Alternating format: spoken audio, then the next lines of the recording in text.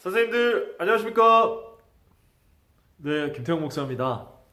네, 우리 선생님들 한 주간 잘 지내고 계시죠?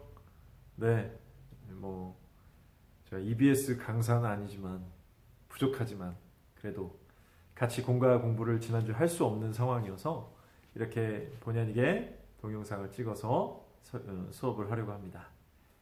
제일 먼저 뭘 해야 될까요? 네, 그렇죠. 기도입니다. 네, 기도 먼저 하고 시작하겠습니다. 사랑과 은혜가 풍성하신 하나님 감사합니다. 우리 새학기 드디어 첫 공과 수업이 시작됩니다. 우리 사랑하는 유치부 어린아이들부터 우리 초등부 형들까지 또 우리 선생님들 모두가 함께 정말 한 마음으로 같은 말씀을 보고 같이 말씀을 정말 묵상하고 이 아이들을 정말 이 말씀으로 잘 이끌 수 있도록 하나님 도와주시고 이 시간 선생님들과 함께 지금 귀한 시간을 가지려고 합니다. 지루할 수도 있고 재미없을 수도 있고 시간이 길게 느껴질 수도 있지만 우리 선생님들과 이 목사 또 우리 어린이들을 위해서 최선을 다해 준비할 수 있도록 이 시간 은혜 내려 주시고 집중하게 하여 주시고 실수가 덜하게 하여 주시옵소서. 주님 감사드리며 예수 그리스도의 이름으로 기도합니다. 아멘. 네, 우리 선생님들 이번 우리 한 공과가 이제 모세부터 시작을 합니다. 그래서 모세, 여호수아 이렇게 시작이 되는데요.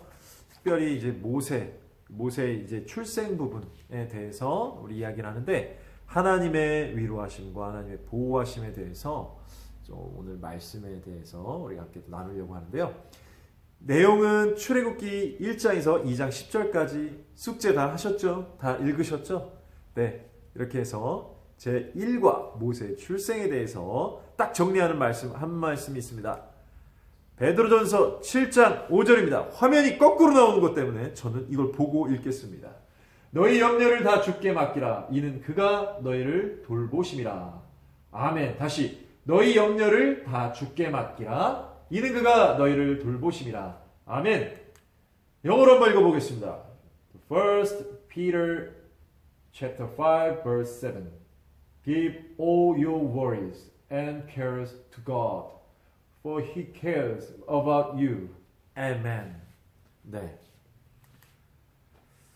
모세가 이제 태어나기 전에 원래 요셉이라는 이전에 430년 전에 요셉이 애굽 이집트라는 나라의 대제국에 총리까지 올라가고 그때 이제 기근에 시달렸던 아버지와 그 형제들을 다 데리고 와가지고 이제 이집트에서 가장 비옥한 땅에 우리 고센이란 지역에서 뿌리를 내리고 살았습니다.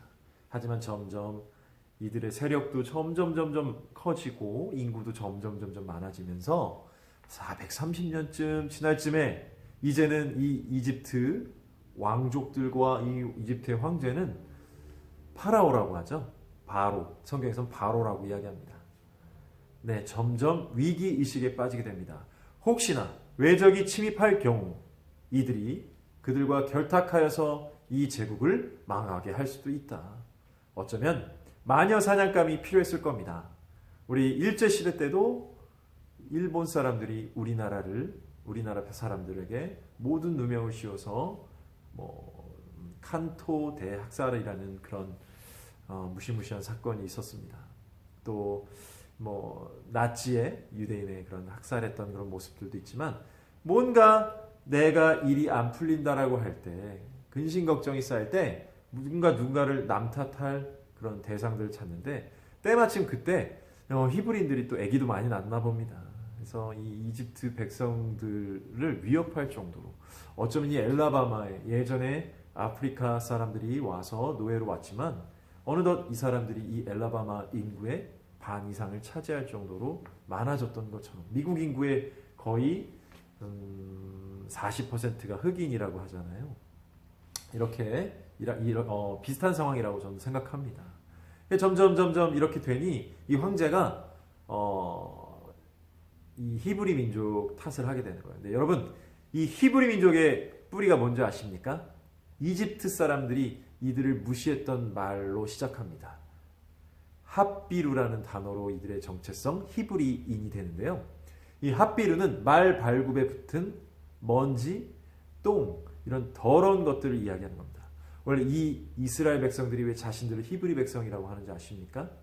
자신들은 이집트에서 이렇게 말 발굽에 붙은 똥 같은 존재들이었지만 하나님의 백성으로서 다시 모든 것들을 회복시켜 주시고 하나님 나라에 하나님께서 선택하신 민족으로 거듭났음을 그들 스스로의 정체성을 가지고 살아갈 때 우리는 히브리 민족이다라고 이야기합니다. 네, 오늘 이 그림을 보시면 이집트 이 황제의 모습이죠. 그런데 명령을 내립니다. 이집트 이 모든 백성들을 다 노예로 삼아서 지금의 피라미드나 스핑크스를 짓고 뭐 국고성 같은 거 이렇게 큰 뭐 곡식을 저장하는 창고를 짓게 하는데 얼마나 힘들었을까요? 돌을 날라야 되고요. 계속 수없이 진흙을 빚어야 되고요. 그리고 무엇보다 혹독한 그 사막 날씨에서 채찍을 맞으며 열심히 일을 하게 됩니다. 이 노예로 전락하게 돼버렸어요. 그리고 이 왕이 더 위기의식을 느껴서 지금부터 태어난 모든 히브리 아기들 중에 사내 아이들은 무조건 다 죽여라. 특별히 나일강에 던져서 다 죽여라. 하지만 때로는 집집마다 이집트의 군사들이 찾아가서 그 아이들을 찾아서 죽이게 됩니다. 그런데 그때 아므람이라는 남자와 요게벳이라는 그 여인에게서 모세라는 아이가 태어납니다. 이 아이의 표현은 이러합니다. 너무 잘생겼다라고 이야기합니다. 잘생겨서 차마 아이를 낳고 나서 계속 숨겨가면서 이렇게 버티는 거예요. 그런데 이 숨길 때 참 고마운 분들이 있었어요. 히브리 산파라는 분들입니다. 그 당시엔 산부인과가 없었겠죠.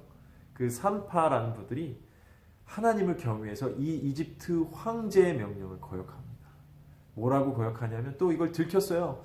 우리 히브리인들이 너무나 애를 이게 금방 건강한 체질이라 일찍 난다고. 우리가 생각한 것보다 일찍 나서 이미 보면 아기를 낳고 있다라고 그렇게 이야기합니다. 하지만 무엇보다 히브리 그 산파들은 왜 그 일을 감당했을까요? 오늘 말씀해 보시면 그들은 하나님을 경외했다라고 이야기합니다. 그리고 3개월이 될 쯤 더 이상 이 아이가 커지고 울음소리도 우렁찼겠죠. 걸릴 이제 확률이 높아집니다. 심지어 집집마다 이 이집트 군사들은 찾아다니면서 이 아기들을, 이 히브리 사내 아이들을 찾아 죽이려고 합니다. 그런데 더 이상 이 아이를 숨길 수가 없어서 이 아므람과 요게벳은 갈대를 엮어서 파피루스라고 하는 이 이집트 나일강에 있는 그 바구니를 짠 우리 라탄 같은 거예요. 그걸로 역청을 칠하고 또 진을 발라서 어쩌면 살아라 하는 마음도 있겠지만 어쩌면 관이 아니었을까요? 그냥 내던져 죽여서 물고기 밥이 되느니 물을 둥둥 그래도 버틸 수 있는 만큼 버텨서 그 아이가 살아있기를 소망하는 아이를 떠나보내는 엄마의 또 아빠의 마음은 어떠했을까요? 마음이 짠해집니다. 자, 그렇게 해서 이 아이를 갈대숲가에서 떠내려 보냅니다.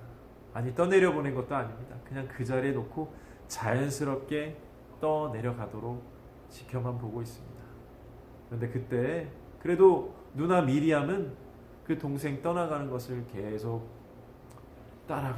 따라가면서 지켜보고 있었습니다. 지켜보고 있는데 세상에 와우 대박 그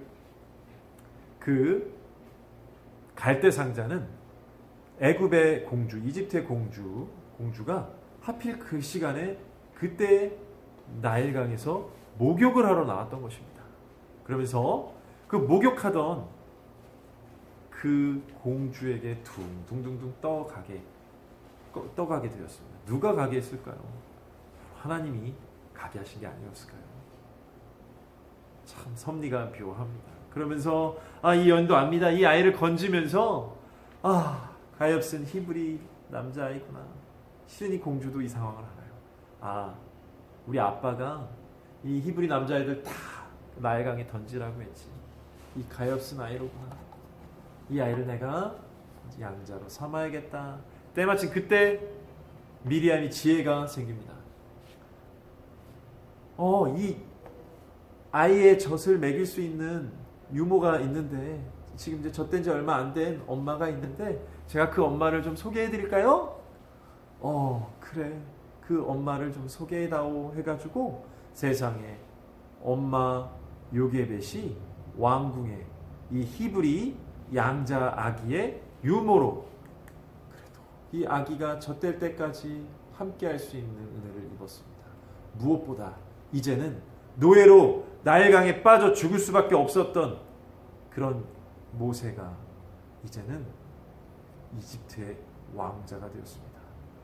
와, 왕자가 무엇을 먹고 살았을까요? 어떤 옷을 입었을까요? 어떤 공부를 했을까요? 어떤 것을 누렸을까요? 정말 많은 것들을 누렸을 것입니다. 저는 오늘 말씀에서 죄송합니다. 제가 빼먹은 게 있습니다. 이 모세라는 이름은 뜻은 이집트 말이에요. 내가 이 아이를 물에서 건졌다. 물에서 건져냈다. 네. 이게 구원의 의미가 너무 많이 담겨있는 말 같지 않습니까? 우리가 물에 빠져 있을 때 누군가 우리에게 구명조끼를 던지고 구명 보트가 온다라고 해서 우리가 탁 건짐받았을 때 얼마나 그 살아있는 기쁨이 있었을까요? 제가 군 생활할 때 수영을 하다가 정해진 시간 안에 들어오지 못하고 지쳐 있을 때 이제 물에 둥둥 떠 있었습니다. 그때 이제 더 이상 한 1km 정도 떨어져 있는, 그 해변에서 1km 정도 떨어져 있는 곳까지 왔는데 돌아갈 힘이 없는 거예요. 저랑 몇 명이 훈련에서 낙오한 친구들이 있었습니다. 부끄럽지만 그 훈련을 통과를 못했어요. 수영을 이제 1km를 해서 와야 되는데 들어오질 못하는 겁니다. 근데 저 멀리 고무보트가 한 대 탁 오더니 제 손을 내미는데 저는 그 손을 한 방에 잡고 올라갈 때 구원이란 게 이런 것이구나. 나 비록 낙오해서 물에 표류하고 있지만 누군가 나를 구해준다라는 게 이런 거구나. 저는 그런 그 기억이 갑자기 떠오르게 됩니다. 사랑하는 선생님들, 네,